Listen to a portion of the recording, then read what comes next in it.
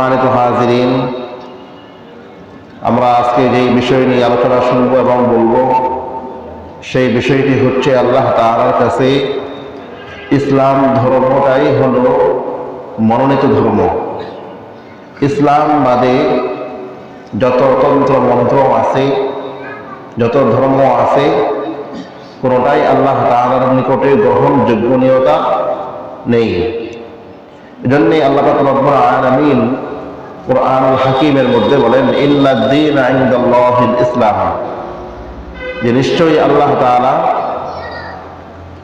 যে তোমাদের জন্য ইসলাম ধর্মটাকে মনোনীত করেছেন, পছন্দ করেছেন। সুবহানাল্লাহ।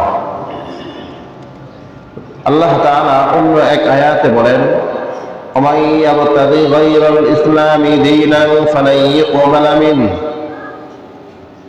যে ব্যক্তি ইসলাম বাদে অন্য যে কোনো ধর্মের রেওয়াজ নীতি, যে কোনো সে কথা হোক কাজ হোক যদি অনুসন্ধান করে, আল্লাহ তাআলা বলেন ফালাই ইউকবালা মিনহু, তার ওই ধর্মটা কোনো গ্রহণযোগ্যনীয় নেই, এবং হুয়া ফিল আখিরাতি মিনাল খাসিরিন, এবং পরকালে আখিরাতে সে ক্ষতিগ্রস্তর সম্মুখীন হবে।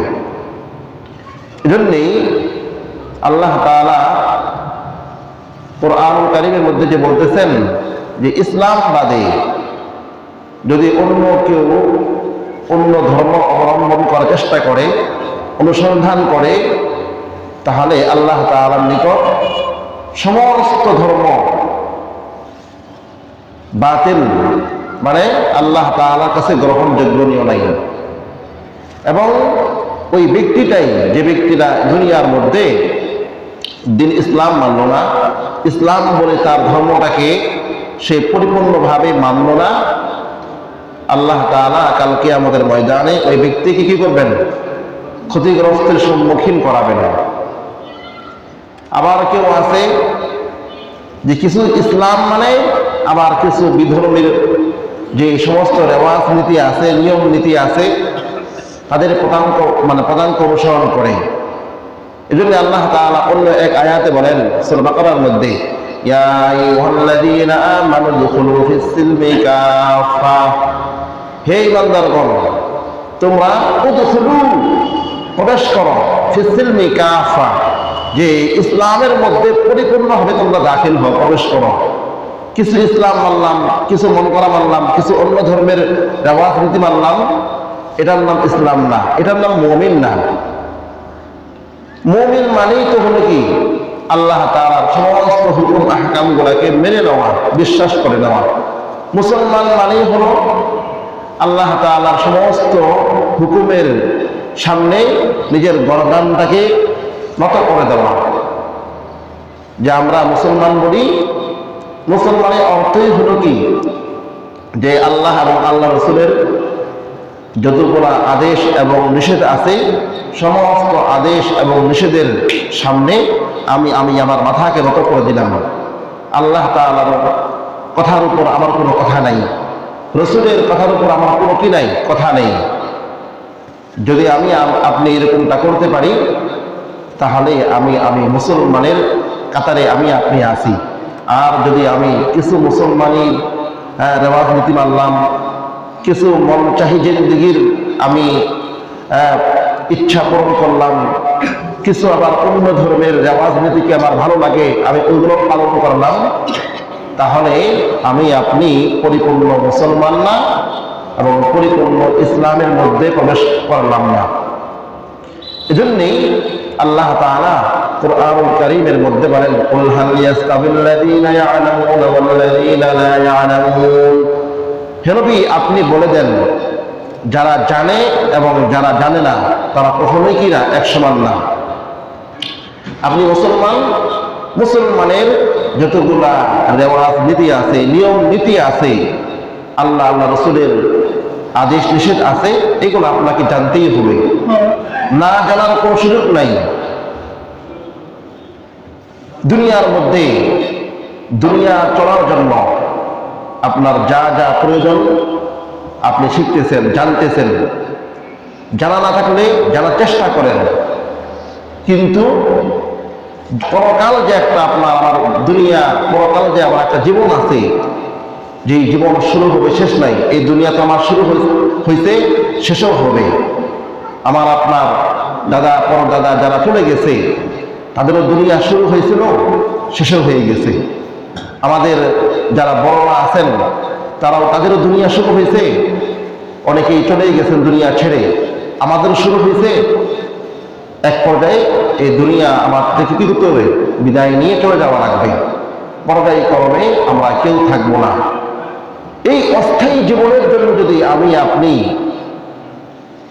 ভিন্ন ভিন্ন আমরা উপার্জন করি, কখনো ব্যবসা করি, কখনো চাকরি করি, কখনো ক্ষেত খামারে কাজ করি, বিভিন্নভাবেই আমরা আমাদের সংসারকে টিকায় রাখার জন্য, সংসারকে একটা সুখে শান্তিতে বসবাস করার জন্য, পরিবারকে ভালো রাখার জন্য, নিজে ভালো থাকার জন্য যেটা জানা দরকার আমি জানতেছি।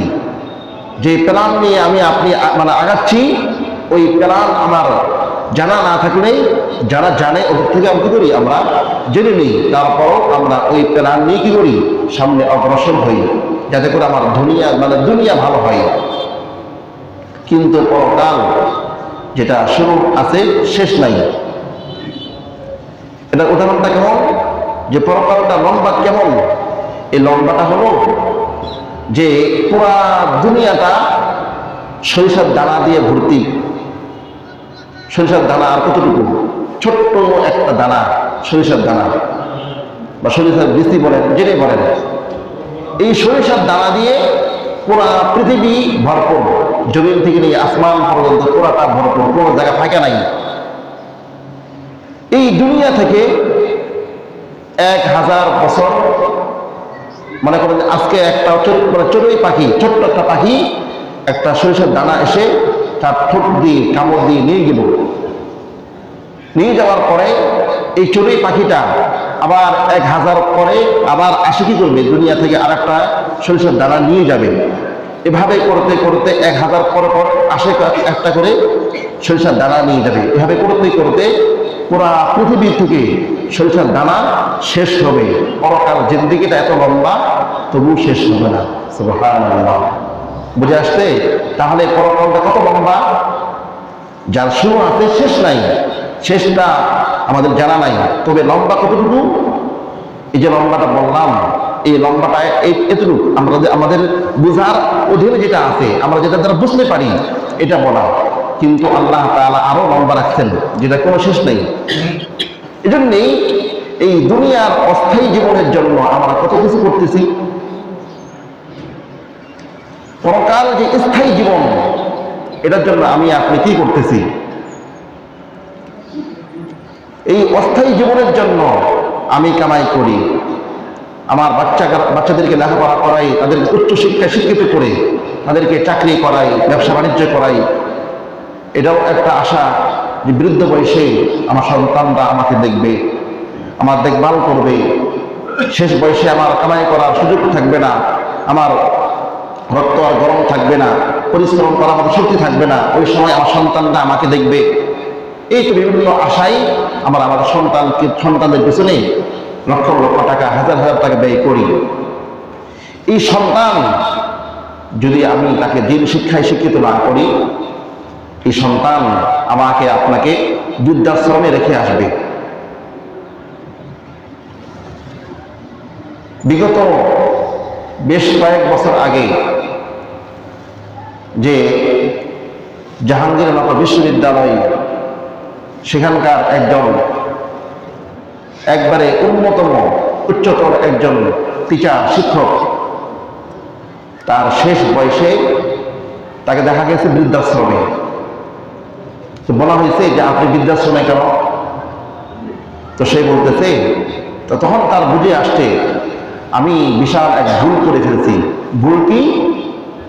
যে আমি যেমন উচ্চ ডিগ্রি আমি অর্জন করেছি, আমি আমার সন্তানকে এর চাইতে আরো উচ্চ ডিগ্রি তাকে শিক্ষা দেওয়াইছি, একমাত্র আশাই যে আমি আমার শেষ বয়সে আমার চলাফেরা উন্নত হবে, আমার ভরণ পোষণ উন্নত হবে, আমার সম্মান সমাজের মধ্যে, এলাকার মধ্যে বেশি হবে, যার জন্যে আমি আমার সন্তানকে আমার চাইতেও বেশি শিক্ষিত করেছি। কিন্তু আফসোস, আজকে সেই আমার স্বপ্ন সব ধ্বংস হয়ে গেল।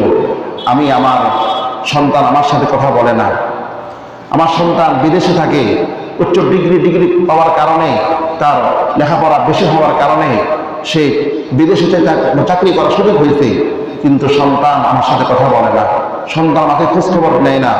যে সন্তানগুলো দেশে আছে তারাও আমাকে রাখতে চায় না, আমাকে বিরক্তকর মনে করে। আমি দুনিয়া থেকে চলে গেলে তাদের জন্য ভালো মনে হয়, যার ফলে আমাকে আর গলা টিপ মারতে পারে না, যার কারণে আমাকে বৃদ্ধাশ্রমে রেখে গিয়েছে। ভুল একটাই করেছি, যদি আমি আমার সন্তানকে দিন শিক্ষা দিতাম তাহলে কখনো আমার সন্তান আমাকে বৃদ্ধাশ্রমে রেখে যেত না। ভিক্ষা করে হলেও আমাকে খাওয়াইত, ভিক্ষা করে হলেও আমাকে কি করতো, দেখভাল করতো। তাহলে একজন উচ্চ ডিগ্রি অর্জনকারী, একজন বড় টিচার, তার বুঝে আসছে শেষ বয়সে, আমরাও যদি এই ভুলগুলা পরে করি তাহলে দেখা যাবে আমাদের জন্য কষ্টকর হবে। এই জন্যেই যাদের সময় আছে, সন্তানকে আপনি উচ্চশিক্ষা শিক্ষিত করেন, কোনো সমস্যা নেই, কিন্তু মূল ভিত্তি মুসলমানের যে কোরআন শিক্ষা দেওয়া, দিন শিক্ষা দেওয়া, আল্লাহর পরিচয়, রসুলের পরিচয় শিক্ষা দেওয়া, এটা অতীব জরুরি।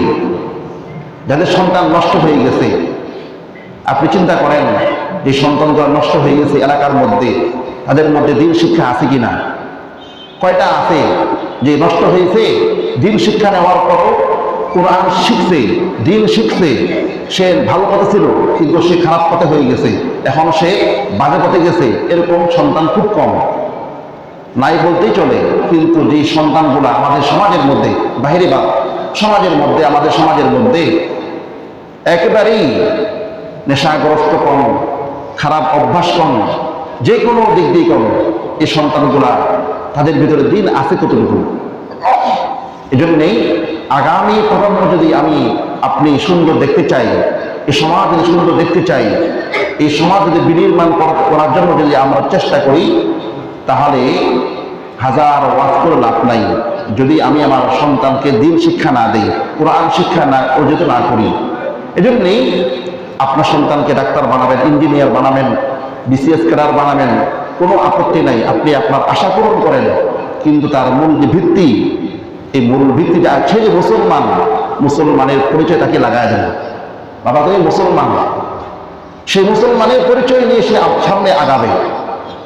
যার তাকে জন্মের পর থেকে যদি তাকে দিন শিক্ষা না দেন, কোরআন শিক্ষা না দেন, তো একজন হিন্দু তো সে কোরআন শিক্ষা দেয় না, তাকে দিন শিক্ষা দেয় না। আমি মুসলমান, আমি যদি আমার সন্তানকে দিন শিক্ষা না দিই, কোরআন শিক্ষা না দিই, তাহলে হিন্দু বিধর্মী, আমি মুসলমান, তার মধ্যে মানে পার্থক্য রইল কোথায়? এজন্যই তার যে আসল পরিচয় মুসলমান, এই মুসলমানের পরিচয় তাকে আগে লাগায় দেন, তারপরে এই মুসলমানের পরিচয় নিয়ে সামনে অগ্রসর হবে। এই মুসলমানের পরিচয় নিয়ে সে সামনে অগ্রসর হওয়ার ফলে তার দ্বারা দুর্নীতি হবে না, তার দ্বারা সমাজের মধ্যে কোনো খারাপ কাজ হবে না। এজন্যই রাসূল কারীম সাল্লাল্লাহু আলাইহি ওয়াসাল্লাম বলেন, যারা দিন শিক্ষা করে তাদের জন্য আল্লাহ তাআলার পক্ষ থেকে সমুদ্রের মাছ, গর্তে পিপীলিকা, সমস্ত প্রাণী তার জন্য দোয়া করে। সুবহানাল্লাহ। রাসূল কারীম সাল্লাল্লাহু আলাইহি ওয়াসাল্লাম বলেন যে আমার উম্মত ঘর থেকে বের হয় কোরআন শিক্ষার জন্য, দিন শিক্ষার জন্য, ফেরেশতারা তার পায়ের নিচে তাদের নূরের পাখা বিছায় দেয়। সুবহানাল্লাহ। সে যেই হোক, ছোট্ট বাচ্চা হোক, যুবক হোক, বৃদ্ধকাল হোক, যে বয়সে সে শিখবে, আল্লাহ তাআলা তার পায়ের নিচে ফেরেশতাদের নূরের পাখা বিছায় দেবে। সুবহানাল্লাহ। এবং এই ব্যক্তিটা জন্য কেন দোয়া করে? সমুদ্রের মাছ দোয়া করে, গর্তে পিঁপড়ারাও দোয়া করে, সমস্ত মাখলুকাত দোয়া করে। কেন দোয়া করে? তারা জানে এই দুনিয়ার মধ্যে যে ঋতুর মধ্যে যে সময়ে সময়ে রোদ হয়, বৃষ্টি হয়, এই যে অনাবৃষ্টি হয়, অনাবৃষ্টি হওয়ার কারণ হলো আল্লাহ তাআলা গুসা হন আমাদের প্রতি, যার কারণে বৃষ্টি বন্ধ করে দেন।